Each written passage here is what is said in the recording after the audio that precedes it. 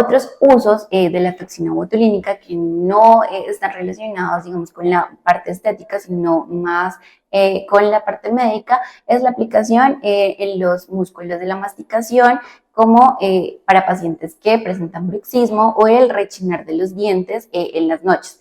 Esto ayuda a mejorar la fuerza de contracción del músculo y a devolver la forma de la anatomía normal de la cara. También se utiliza de forma médica en pacientes que tienen sudoración excesiva, sobre todo en manos, en axilas y en plantas de los pies. Esta condición se conoce como hiperhidrosis y lo que hace la toxina botulínica es disminuir la secreción por parte de la glándula que produce la sudoración.